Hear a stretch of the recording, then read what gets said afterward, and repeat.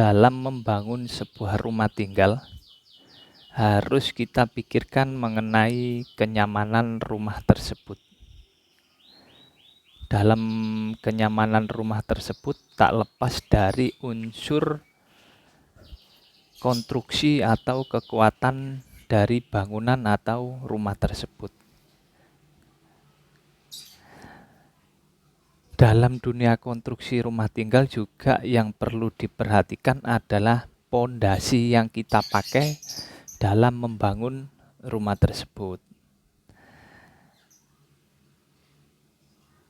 Sedangkan apabila rumah kita berada di atas tanah yang dulunya bekas rawa, baiknya kita memakai pondasi yang seperti apa, biar rumah tersebut konstruksinya kokoh, tidak terjadi kegagalan konstruksi sehingga nyaman untuk ditempati.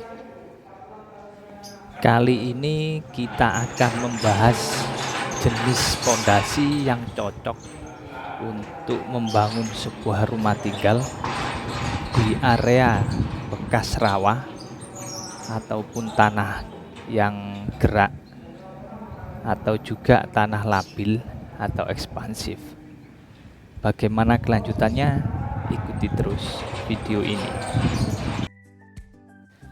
Jika ingin membangun rumah tinggal, baiknya kita mengetahui rumah kita dibangun di atas tanah yang seperti apa. Apakah tanah bekas rawa, atau tanah gerak, ataupun tanah ekspansif.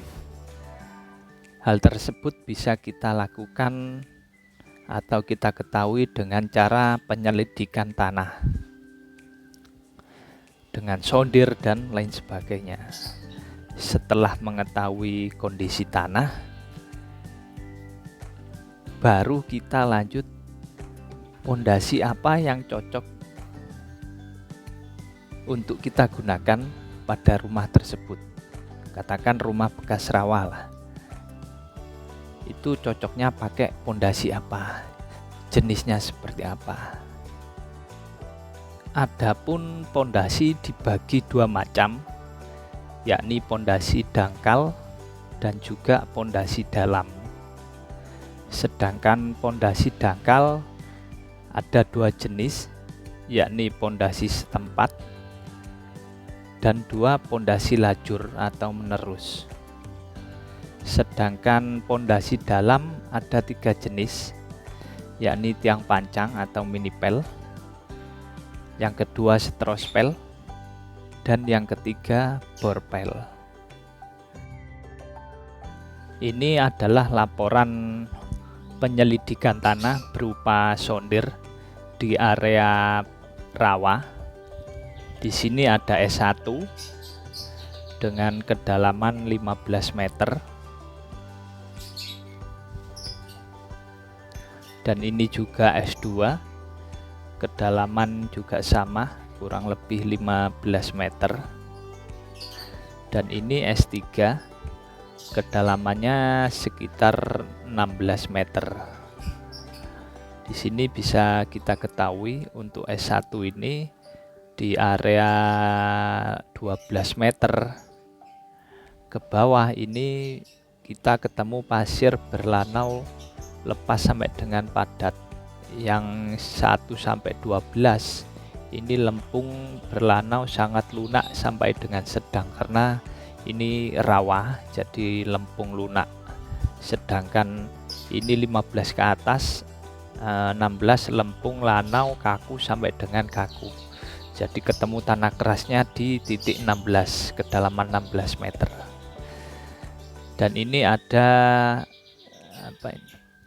usulan pondasi yang dipakai untuk area bekas rawa. Ini kita pakai contoh S3, pakai tiang pancang 20-20 dan 25-25. Ini kedalaman 16 mendapat daya dukung 19,9 ton.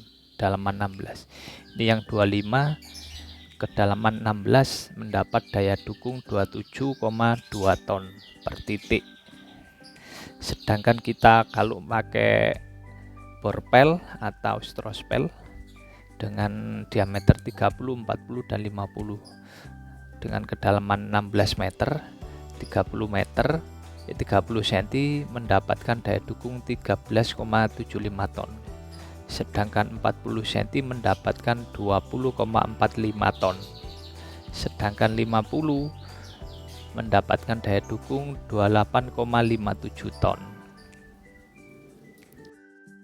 Dari data tersebut bisa kita simpulkan untuk area tanah bekas rawa, apabila kita ingin membangun rumah, baiknya menggunakan pondasi dalam, baik itu mau pakai tiang pancang atau minipel, strospel ataupun borpel.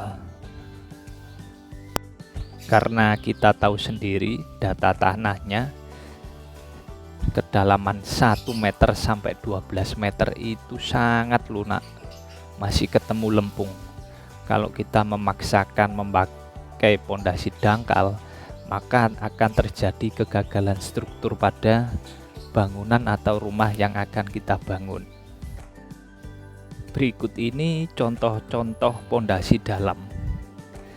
Bisa kita saksikan nanti ada tiang pancang, ada strospel ataupun borpel.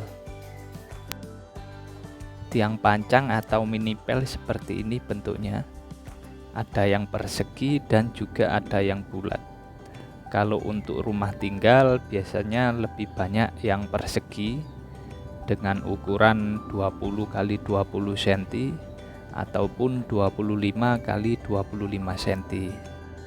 Adapun proses kerjanya yakni kita tancapkan atau kita masukkan tiang pancang ini ke dalam tanah sedalam yang kita rencanakan atau kita desain, dengan cara memukul tiang tersebut atau biasa disebut drop hammer, atau juga bisa dengan cara ditekan, dimasukkan ke tanah, atau biasa kita menyebut mesinnya hidrolik. Jadi tiang pancang ini ditekan seperti ini, masuk ke dalam tanah. Dan yang kedua adalah strospel. Dia berbentuk bulat.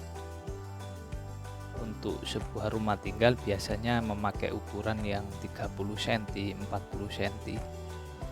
Kalau saya sering pakai yang 30 cm dengan kedalaman beragam sesuai desain pondasi. Adapun cara pekerjaannya adalah dengan mengebor tanah. Jadi tanah dibor seperti ini proses pekerjaan pengeboran manual. Ada juga yang sudah memakai mesin. Tanah kita bor, tanah kita keluarkan, tidak peduli di dalam itu masih mengandung lumpur atau tidak. Setelah itu besi kita masukkan, lanjut ke pengecoran. Hasil pengecoran strospel memang agak rawan karena saat pengecoran tidak memakai pipa casing, pipa pelindung, agar tanah tidak runtuh pada waktu pengecoran. Dan hasilnya seperti ini, agak tidak beraturan.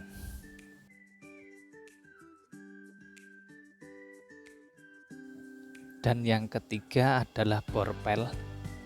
Borpel ini hampir sama dengan strospel, dia berbentuk bulat juga dengan diameter beragam antara 30, 40, 50 dan seterusnya. Untuk rumah tinggal lebih banyak pakai yang 30 dan 40. Saya pernah pakai yang 30. Bedanya borpel dengan strospel adalah metode kerjanya, hingga membuat harga borpel lebih mahal daripada strospel. Adapun metodenya adalah dengan yang pertama dengan mengebor tanah seperti strospel sama, cuman dia sudah menggunakan mesin. Saat pengeboran benar-benar diperhatikan hasil pengeborannya lubang tersebut masih mengandung lumpur atau tidak. Kalau masih mengandung lumpur, lumpur itu benar-benar harus dikeluarkan. Kalau strospel dia tidak peduli masih mengandung lumpur atau tidak. Cara mengeluarkan lumpur dengan lubangnya disiram air terus. Siram air sampai air tersebut terlihat jernih. Kalau sudah terlihat jernih berarti lumpur di dalam lubang tersebut sudah hilang. Setelah lumpur sudah hilang, besi kita masukkan.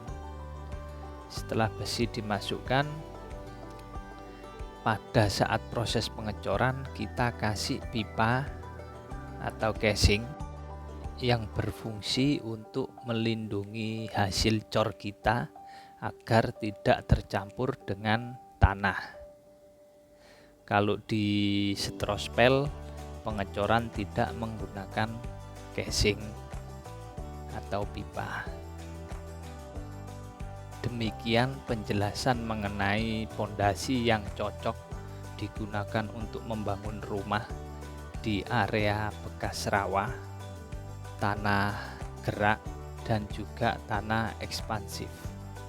Bisa menggunakan tiang pancang, strospel, ataupun borpel. Terima kasih telah menyaksikan video ini. Semoga bermanfaat.